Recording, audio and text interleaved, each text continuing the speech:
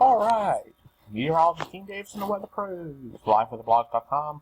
It is the 4th going into the 5th of November 2016, reporting this right around 10 p.m. As you see, this is our current situation. You see a high pressure building into the east. And through the Midwest, we have some showers here in parts of Texas. And pretty much the rest of the country is pretty high. As we move on, we see a new system moving into the northwestern United States. Rainfall start right around Portland and areas of Washington. High pressure will continue to remain in the area, keeping things actually very nice and seasonable here on the East Coast, as the high pressure is basically over us, which will also allow for cold overnight temperatures. And we'll get the temperatures here shortly. But as you can see, the high pressure sticks around for a while. Nothing major. Some light snowfall up in the mountains of Vermont, things of that nature. We get a return flow around the hot shower, possibly some thunderstorms here in the middle of the country. And that should stick that way through Tuesday and the Wednesday.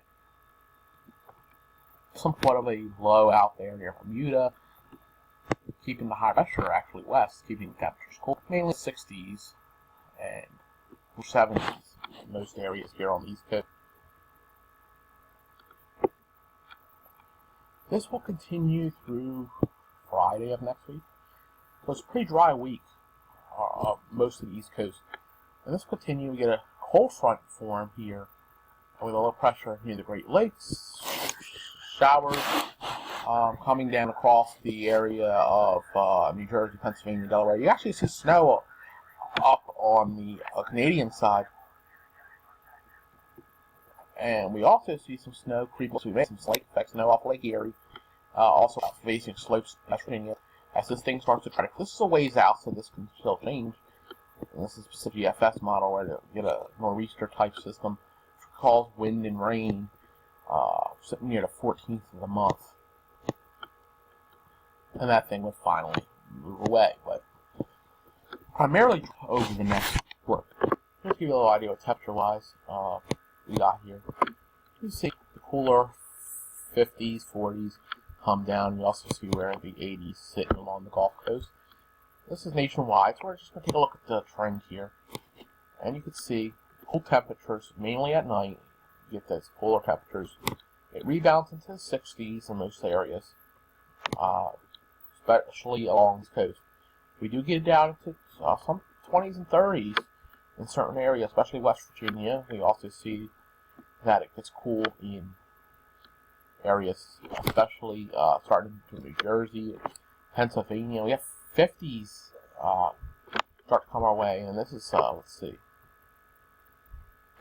Tuesday. But we get chilly, and as you see, we get cold fronts, and the boundary are based where these temperatures in the daytime are. But if the United States is going to get cool, but the 60s and towards 70 will keep feeding us. This is more flow. Weather doesn't change very often in the zonal flow, unfortunately. So we get stuck in a pattern for a while, and then eventually that pattern changes. And it will change, looks like mid-month. We're looking at a change pattern where we'll get much cooler and much more wet here in the east, and drier in parts of the areas that have been wet. So don't give up. Snow's going to fall this year, so if all the snow lovers are listening, that's not a worry. Like I said, Philadelphia area, we're looking at 5 to 15% above normal. I would say 5% above normal here in Roanoke. Normal to slightly below in parts of North Carolina. But like I said, at the end of the area, you can see the temperatures during the daytime are in the 50s, not near 70s. So this is obviously, like being far out, could change, but this is the reason for it. And there's some days it'll be cooler if we get the cold air damming situation where we get the wedge stuck into the place, which sometimes in this area will lead to some sprinkles. So there's a chance once or twice in the next week and a half for that to occur. Well, have a good weekend and enjoy. Meteorologist Team Davis and the Weather Pros. Thanks for watching.